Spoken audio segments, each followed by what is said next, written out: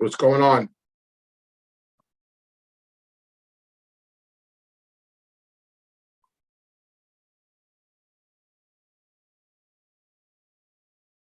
What's going on? Okay, you're live.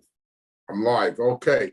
So I have another question here from METO Meto 933. It says, hi, Ian. How about Tom? Okay, you're live. Charlie Knig and Anthony Muscatell. So Huck, as you know, went to prison for trying to kill Sammy the Bull. I knew Huck. I met him a few times in the street. I also met him at Schuylkill. His nephew was in prison with me, and he would come up on visits, and I would see him in the visiting room. He's still in prison, I believe. Charlie Knig, I know since I'm a kid, he was a serial killer, crazy. I testified at his trial. He's serving life. And Tony Muscatell, I know all my life. He was around my father at one time. He was actually a real estate agent when I was a kid. Then he became a made member of the mob, but John Gotti straightened him out, or Pete, maybe, I'm not sure, I don't remember. I think he's in prison now too. He got locked up for murder. But I knew all three of these gentlemen. Charlie and Tony Muscatell, I knew much better than Hulk, but I did know all three of them. JJ asked, love the mob stories on the channel, frankness, but really someone who works with addicts who is against free needles. Geez. So this person here, JJ, he thinks it's okay to give out free needles and free crack pipes. I disagree with that. You know, I don't think we should enable addicts to get high, you know, have vending machines in New York City that are distributing needles and crack pipes. I don't agree with that at all. I think we should try to make it a little harder for people to get high than easier. I had 3 people overdose on me in the past 3 months at my job. 1 death, 1 person died, a 20-year-old male. The other 2, thank God we saved them with Narcan. I don't know what would happen today if it wasn't for that drug Narcan. I have another question here from Thomas. Hope all is well. Speaking of sobriety, alcohol was my gateway drug to everything from doing coke to doing anything stupid. You know, when I talk about gateway drugs, you know, I was in the street. You know, I went to work for my father in a blackjack game when I was 16, you know, and I started drinking. Alcohol was the first drug I picked up. You know, my father would always give me sips of wine when I was a kid. And, you know, and I still like the burning feeling in my throat. You know, and then when I started working with my father, you know, bars were our offices. You know, the mob hangs out in bars and social clubs, a lot of drinking, like just like in the movie Goodfellas. If you notice in the movie Goodfellas, they're always drinking, always alcohol involved. And that's basically how it was for me too with the mob. You know, alcohol was involved in everything, you know, in the clubs, in the social clubs, wine, lunches and dinners, and the clubs at night, the nightclubs, the discos, always drinking. And drinking led me to other things, you know, through being in the mob. I would go to the bars and I would drink, and then I got introduced to cocaine, and then I would drink and sniff a little cocaine, and on and on and on until I, you know, woke up one day and I had an issue with the cocaine. You know, not really much with the alcohol, but it all started with being in the street, being mobbed up, you know, and yeah, so I believe in gateway drugs. I believe marijuana also was another gateway drug for me. Let's see what other questions I have here. Yeah, someone asked me about this guy, Anthony Rondon. I think that's how you pronounce his name. This guy that's going around claiming he killed 200 people and he was involved in Lufthansa.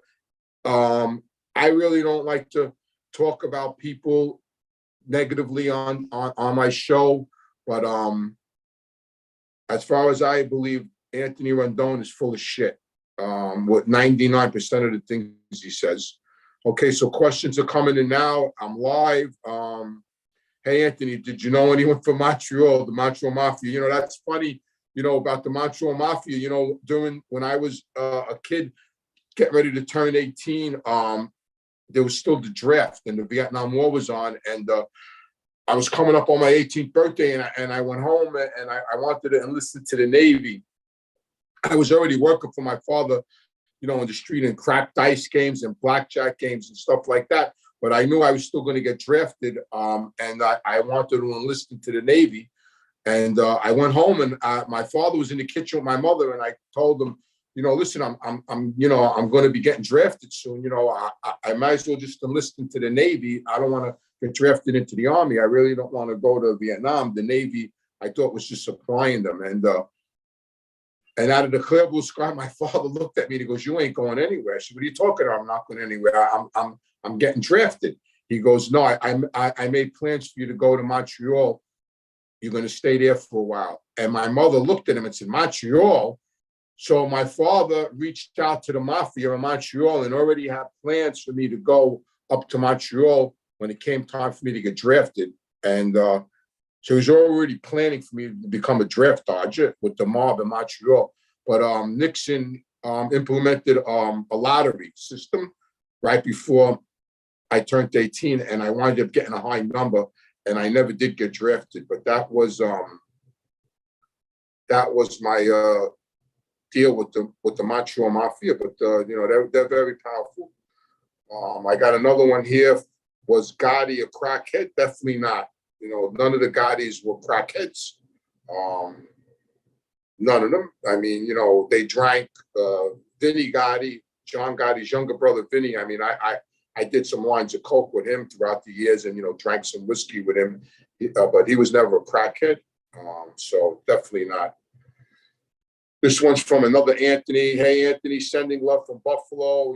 Buffalo. I like Buffalo outside. It's funny. I have a funny story about Buffalo. When I was in prison and I was being transported back and forth from feds to the state, I was in Elmira, and I got indicted in Miami, and they took me out of Elmira and they drove me to Buffalo in the winter to fly out of Buffalo, and I got snowed in there for 2 weeks. It was terrible. It was freezing in that jail. But Buffalo, my father was good friends with the Mafia up there, with Joe Tadera Sr. My father was very tight with him. Used to be in my father's restaurant all the time in Miami. I knew his son, Joe Jr. I believe Joe Jr. is the boss now. So shout out to Buffalo. Gennaro. About going back to drug use, he thinks it's insane to encourage drug use. I believe the same thing. Did Lucky beat Vito up at one time? Not to my knowledge. I mean, I see that in the movies, these stupid shows, the Godfather of Harlem and all these other shows where wise guys and bosses are beating each other. Even that show with Sylvester Stallone, the Tucson, whatever, when he punches another captain in the face. I mean, that really doesn't happen. And if it did happen, people would get killed back in the day. I mean, I never even saw. I mean, I saw wise guys argue with each other. My father actually had a fight with a couple of wise guys right outside the Copa, and he had to sit down with Carl Gambino, and he got reprimanded for it. It started in the Copa actually with this guy Philly Brush, I believe his name was.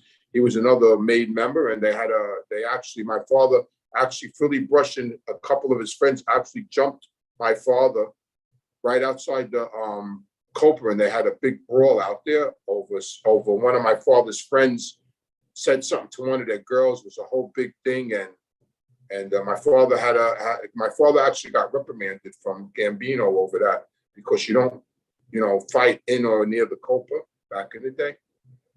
So let's see what else we got here. We got Omar sent the question. Was the Bergen Hunt Fish Club, and who in their life do you know that hunted? That's a good question. I had a friend of mine, Louis Jehovah. He was an avid hunter. He was a knockaround guy. He worked for us. He used to go deer hunting. A lot of guys went deer hunting. I went a couple of times, but I stood in the cabin and played cards. But that's a good question. How did he get that name? The Bergen Hunt Fish Club. I'll tell you the truth, I really don't even remember how it got that name. I'm sure Charlie Waggers, I don't know if he was a hunter. He was a tattoo artist. I know that when he was a kid in Coney Island.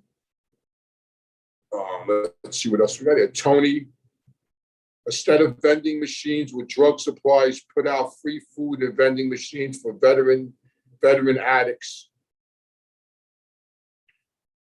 That's true. I mean, I was talking to a friend of mine. I'm here in Orlando with my sponsor, actually, because I do have a sponsor in Narcotics Anonymous, and I have a support group, and He's a Vietnam vet, a wounded Vietnam vet, a matter of fact. He's got a Purple Heart.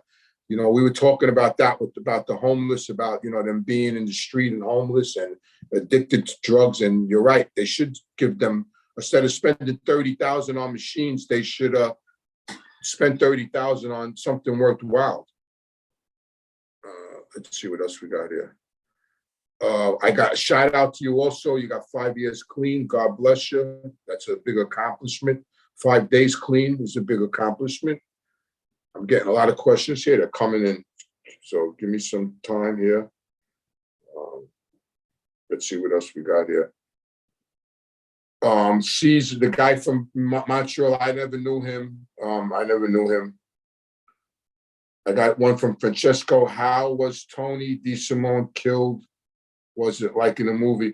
Actually, it pretty much was like in a movie. You know, from my understanding, he really actually thought he was going to get straightened out that day, that they were going to have a ceremony for him. And he actually, from what I heard, which is not really funny, but I heard his mother actually bought him a suit for the ceremony. And he actually thought that day he was going to the ceremony to be straightened out, and he was executed. Never seen from again, you know, so that was terrible. I got one here from I got one here from Mark Madonna. Who was Sal Gambino? Sally Gambino, he was somebody from my neighborhood. He's a made member now. I know him for years. His father was a butcher. He has a sister that married a friend of mine. But he owns a dress company. He was really no gangster. He was very close to Jojo Carrazza, and they straightened him out. I mean, he was a knockaround kid. Then he actually worked in treatment as a counselor for years. And then now he's became a wise guy. Why, I don't know. I got another one here from John Collins. Did you know other members of the Roberts Lounge crew besides Jimmy, Tommy, and Henry? Yeah, I knew Stax. I knew, I knew Tootie, Vario, Paulie's brother, Vito Vario, Paulie's nephew. They all hung out there. Henry Hill hung out there. I knew him. I knew a lot of people that hung out there. Let's see what else we got here. From George, happy 4th and to all. You know, I still go by 88th Street Park. It's not the same anymore. You know, I belong to Woodhaven Athletics. So 88th Street Park was across the street from my house on 88th Street. And, you know, the 4th of July is coming up. And long before John Gotti had his big fireworks show on 101st Avenue, we had ours. We were the first ones in Ozone Park to do it in the 60s.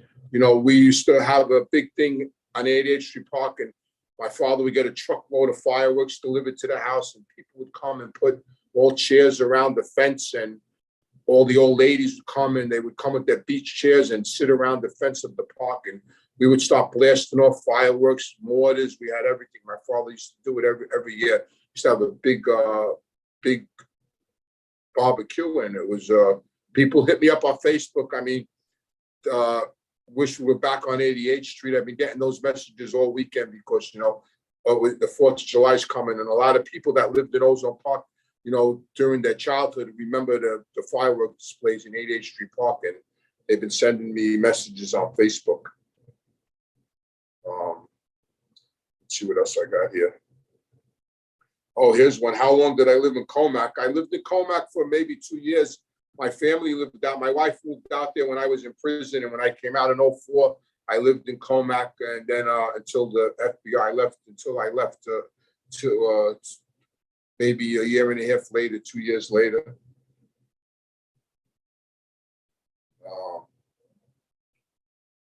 Here's another one from Tony. I have a good question. Is it true that Todo's son, Charlie, told the administration to fuck off when they asked him to kill Sammy? I don't really know that answer to that question, but I'll ask Sammy when I see him, and I'll get back to you on that.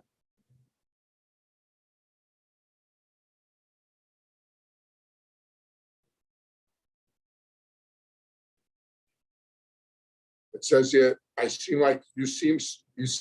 is from JP. You seem like such a friendly person. Did you ever have any enemies in life? Yeah, I had enemies.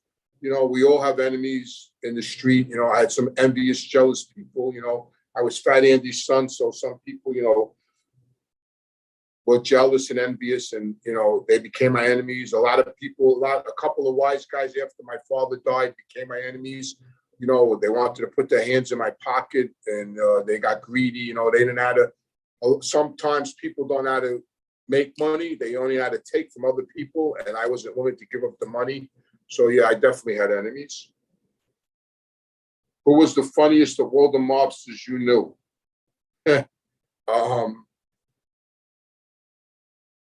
Well, I think the funniest I knew was a very, very good friend of mine named Larry. His nickname was Larry Bacala. His mother owned the Bacala store when he was a kid. His father was actually the Dasher Murders Incorporated. Larry Abendando, his name was. You could Google his father's name, the Dasher. Frank Abendando. He actually got the electric chair with Lepke and Happy Mayoni. He was hilarious. He always had us laughing. Larry, he was a really good guy, really close friend of my father's. Here's another one. I gave you a shout out on the Giuliani channel. I suggested to the moderator a potential interview between you and Rudy. You're doing good things. I would love to go on the Giuliani show. I mean, tell him to give me a call. My father never really liked him. He was a good mayor, but not a good prosecutor. Let's see what else I got here. Do I still speak to anyone from the old neighborhood? I really can't answer that question because I don't want to put them in jeopardy or, put them on blast. But so I really can't answer that question.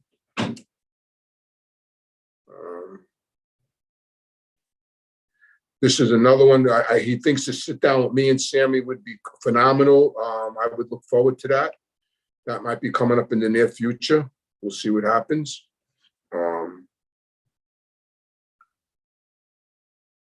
Looking back, here's one from John. Looking back, would it make a difference if you got straightened out or not as far as cooperating? I don't know. That's a good question. Someone else asked me that question. Like I was recognized as a made member. Like I said earlier, I had permission to go on sit downs at the end and represent myself, and because my name had gone around to the other families, and I got approved to get made. But I actually never had the actual ceremony. I was waiting for the ceremony to happen when I got indicted, and that's a good question. If the ceremony actually would have happened, would I have cooperated? I don't know. Maybe yes, maybe no, but it doesn't really matter. The fact of the matter is I did cooperate, and it was a tough decision, the toughest decision ever made in my life. And sometimes I regret it and sometimes I don't. This weekend I don't. I'm here free. I'm in a beautiful place in Orlando. I'm in a gorgeous hotel, a resort, surrounded by great people that are in recovery, that are laughing and happy and enjoying life on life's terms, and it's just wonderful. Of all the hitters you've met, who was the nicest guy that still killed? Oh my God, that still killed people. That's a good question because I have met so many nice guys that killed people that were, for the mob, that were really good guys that were good with me, good to me, and that were, like my father, Tony Lee, Sammy the Bull, John Gotti. I could go on, Johnny Caniglia. I mean, I could go on and on and on. Nicky Carrazza. I could go on and on and on about heavy mobsters and that were killers that were nice guys. I mean, people got to understand, in the mob, killing is just part of the job. I mean, they call it work, so it's crazy to think that way, but that's how it is, so I met a lot of nice guys that were killers, but then I met a lot of guys that weren't nice guys that were killers. Here's one, Bangkok baller. Anthony, did you have much to do with Gene Gotti before he started? Yeah, before he started his Bidinator. Yeah, Jeannie always liked me. He was funny. He was another funny guy, Jeannie. I said Larry, but Jeannie was another really funny guy. Yeah, I got along great with Jeannie. He was good with me. And he was a really good guy, dangerous guy, gangster. I got along good with him. Just one, what was the longest stretch by Rob? what was the longest stretch I ever did at once? The last bit I did was 8 years and 3 months. That was the longest I did straight up. The last one. I started doing time when I was 23 in the 70s, but that was the longest one. Who was the most scariest mobster you'd ever come across? Love the channel. One of the best on YouTube for this gene. Thank you. Thank you very much. This is 1990s Breakbeat Junkie. That came from, thank you for that compliment. The scariest mobster I ever met? That's a good question. I mean, probably, I don't know. It's probably Tommy DeSimone, but I wasn't scared of him, but people were. And another guy, Anthony Stabile, he was scary. He was another scary guy. So I would say those two guys. And Ray DeMayo was kind of scary, but not to me. So yeah, a couple of scary guys. I just want to give a shout out to Carmine for his donation. I appreciate the donation. That helps us keep this going. I have another one here by J-Dog. Hey, Anthony, do you know Steve Materano? And have you been to his restaurant? I know his friends. I know he's from Philly. And no, I haven't been to his restaurant. I know where it is. I know it's very good food, but I haven't been there. But I know who he is. Yes, I do know him. He's good friends with Joey Molina. They're out of Philly. This one, yo, cuz, ever hang out at Cafe 2000? Yes, I did. Vincenz, there was a guy there that I didn't really like. Vincenz, he was a wise guy. And his son, he had some crazy son. And that was an incident, with my brother's friend, Tommy, who was murdered in the 70s and 77. That crew had something to do with that. So, yes, I have been on there. I have 130 people online right now. I want to thank everybody for coming on live. I'll keep it going a little while longer because I am at a convention and I'm going to go down to the main speaker meeting soon. Do I have any Vinny Gotti stories? Vinny Gotti, he was a friend of mine. He got along good with me. He was a little, nutty, funny kid, always in trouble. Had a fight once with my father's godson, little Joe, pulled the gun out on him, and Joe sort of took the gun off him and hit him on the head with it. He was accused, I don't know, he got straightened out when I think after John might have died, but he was all right. He was all right. He was cool with me. Did I know Andrew Donato? Yes, I do know Andrew Donato. He was with Nicky Carrazza. I know him. I don't know him well, but I know him and his friends, Mike Gennady and all of them. Let's see what else we got here. Let's look up a good one. I want to thank Rob for his donation. Thank you, Rob. Let me read his, where's his, what is your fondest memory? So Rob asked me a question. What is my fondest memory of John Sr.?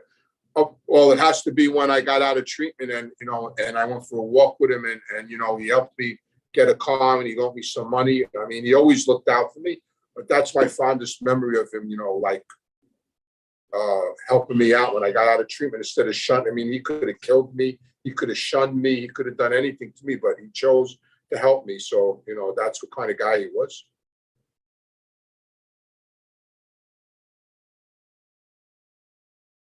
Did the Zips get paid for Zips? You mean Italians from Italy? Do they get paid for? I don't know. I don't know many of them. I know they're not real. I know they're dangerous. I know that. Did John Gotti ever dance at the clubs? I went to a lot of clubs with him. Pastels, Club A, Regimes. I mean, I never saw him dance ever.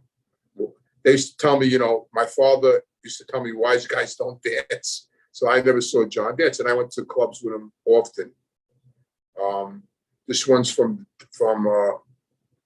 have two customs tell me to have a wonderful 4th of July. Thank you, you too. In Gillies, did you know Tony Del Vecchio, one of the partners in Gillies? No, I knew Jilly. I met Jilly through my father. I really didn't go to Jilly's often. My father went really often. I was in there a few times with him, but I never really actually hung out in Jilly's on my own. But my father did. I did know Jilly. Gennaro, I wish someone helped me like that when I got clean, the way John helped you. I was blessed. I was blessed with people looking out for me. Like I said earlier, people could have shunned me, but I was blessed that people, actually looked out for me. This is from Pat. Anthony, what are your thoughts on the methadone Suboxone? Is cold turkey the way to go? I don't believe in Suboxone. I mean, it's okay to have a taper and a detox, but like people that take Suboxone, in my opinion, aren't clean. Methadone, I never was on methadone, but I know a lot of people that were on the methadone program, and it was a nightmare. It was a horror. I think the only way to recover is complete abstinence from all drugs, including alcohol, because that's a drug. I don't believe on cold turkey. That's tough, because there's medical situations. You could have seizures. It all depends on what you're detoxing from. I don't want to suggest anybody to cold turkey. I would suggest they go to a detox and medically detox and then become abstinent, when the time is right. But to cold turkey is dangerous, especially with today's drugs. Very dangerous.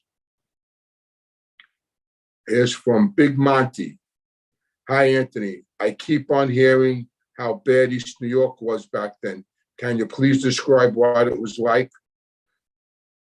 East New York was a great neighborhood at one time, then it started getting bad, run down, a lot of crime, and a lot of people, Italian people lived in East New York, and we moved all across Conduit into Ozone Park, and then from Ozone Park out to Long Island. My father was born and raised in East New York. I hung out in East New York when I was actually born in East New York. I lived on Livonia Avenue. I lived on Belmont Avenue before I moved into Ozone Park, which was just right across Conduit Boulevard. So it just became a really bad neighborhood, run down. Now it's built up again. Now I heard it's beautiful again. So I have another one here from Tony. I love the story you told when you left your house with no money one day, and John Sr. told your father you had no money. Then he stuck $500 in your pocket. Yep, that's what kind of guy he was. That was in Richie's Cafe, his brother's cafe. When I left, he walked up to me, he called me, and he stopped me, and he shook my hand and stuck his hand in my pocket. And when I walked out, there was $5 $100 bills in my pocket. So, like I said, he always looked out for me. For some reason, he always looked out for me. Joey the towel guy. Hey, hi, did you like Johnny Pino? Joey the towel. It's funny because, Johnny Pino, we brought Johnny Pino around. He's a made member now of the Gambino family. He was a car salesman in the 70s when we were kids. And this guy, Philly Casiso, I grew up with, brought him around, was buying cars off him. And then he started hanging out with us. And Ronnie One-Arm took a liking to him, and Jojo Carrazza took a liking to him. Johnny Bino's actually two uncles were wise guys in another family. And when Johnny Bino started hanging out with us, his two uncles came to my father's bar, Bulldogs, and released him to my father because he wanted to hang out with us because he was very tight with Ronnie One-Arm. He became very tight with Ronnie One-Arm. But I had some incidents, run-ins with him, arguments with him. He was a little bit of a troublemaker. He started a big trouble with us, fights. We had sit-downs with kids from Mulberry Street, Italian kids from Mulberry Street. That now, then we all became friends. So, I liked him, and then I didn't like him. It was a love-hate relationship.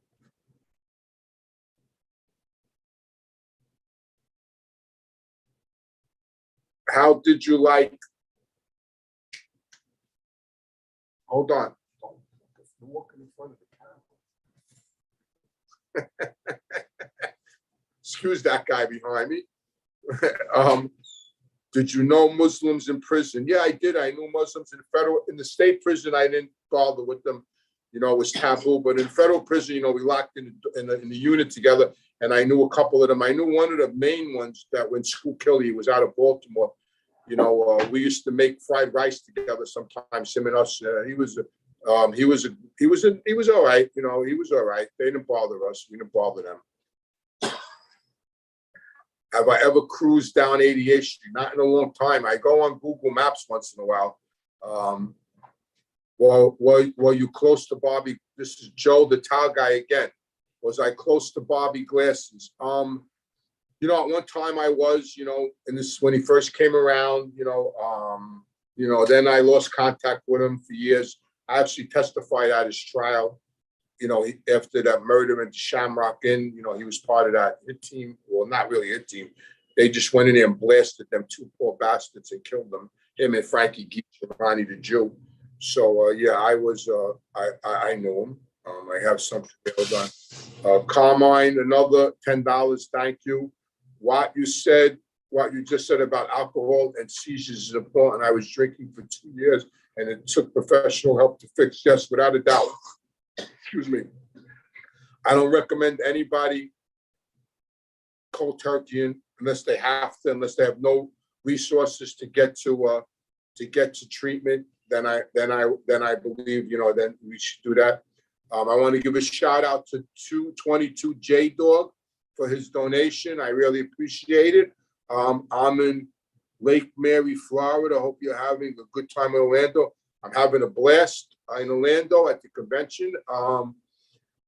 Listen, I'm here. It's beautiful out. I'm with like 2,000 people that are in recovery.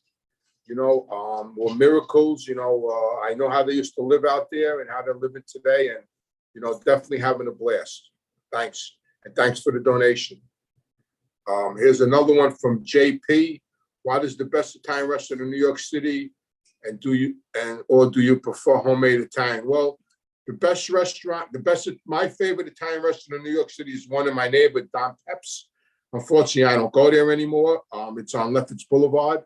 It's fantastic. It was that way. I've been going there my whole entire life. Great food. Don Pep's, the best. Lefferts Boulevard. And of course, homemade Italian. My father cooking. My father was a great cook. My father was a really, really good cook. Tony Lee, his partner, was a really, really good cook. So I miss their cooking. But as far as restaurants is concerned, my favorite restaurant in New York is Don Pep's. But there's many, many really good restaurants in New York.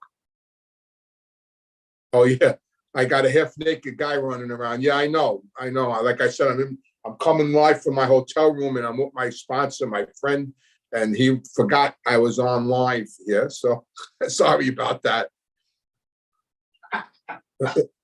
He's laughing now. Marky Mark, gangsters don't dance, we boogie. Yeah, I like that. That's right. Yeah, it's funny because I'll get that's a good question. My father used to tell me wise guys don't dance, and like I said, I never saw John Gotti dance, and I went out with him a lot of times. The Club 8 and Pastels, Regimes, a lot of clubs, and I even weddings. We were at weddings, tons of weddings together, and I never saw him dance. One time in Florida, I walked in a club and I actually caught my father dancing on the dance floor with a woman, and I couldn't believe it. And I literally walked onto the dance floor and I tapped him on the shoulder and I said, I thought tough guys don't dance. And he told me, get out of here. Yeah, because that's what he used to tell me. Wise guys or tough guys don't dance. Yeah. That brought back a good memory. What's the best pizza in New York? Oh my God, there's so many good pizzas. I like the pizza joints in my neighborhood. I like, like Sicilian is Ozone Pizza is the best Sicilian pizza around. It's the best. Anybody ever in Ozone Park? It's on Liberty Avenue, Ozone Pizza. Get that Sicilian pizza. It's the best. Let's see what else I got here before we wrap it up.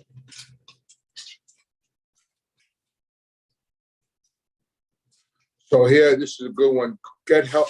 Good help doesn't even exist anymore. It's a struggle. You have to go figure out for yourself. It's very powerful. Fentanyl laced with benzo. Yeah. So this is a question about, so today, to buy street drugs today is crazy because everything's laced with fentanyl. I mean, people are thinking they're buying benzos and, Xanax and there's fentanyl and everything. It's terrible. Here's one from Searchy. I'll be in Orlando next month. I wish the convention was then. I got 5 years. Congratulations on your 5 years and best wishes to you also. Let's see what else we got here. Okay, I'm going to do a few more and then I'm going to close it out. This is from Frank. My name is John Guardano. I'm a grandson of Handsome Jack Guardano. Can you tell me if you? Oh, I definitely know him. Handsome Jack. I knew him well. I know him since the 70s, since when I first started going to the Ravenite. Good guy, good friends of my father's, always had a smile on his face. I got along really well with him. I never did any business with him. I think we maybe in a dice game, they had a dice game years ago on Mott Street that I worked in, and he used to come in there often, but I knew him good, really good guy. All right, so I'm going to end it with this. It's from Scott H. Anyone named Fat Andy who's a gangster has got to be a great cook, like in Goodfellas. Your dad was the real deal, old school. Thank you very much. And, he was definitely a really good cook. His Basta Azul was the best. So listen, before I go, like I said, I'm at a convention, an Narcotics Anonymous convention, and I also have a helpline for people that are struggling with addiction or know anybody that's struggling with addiction. That number is 855-963-2113. Please call it. There's someone there 24/7, and let us help you. And I want to thank everybody for coming on live. We're going to try to do this once a week. Next one I'll do is be a little longer. I'll take a little more time. I won't be in a hotel room. I'll be in, somewhere else. So please tune in and thank you again. Thanks.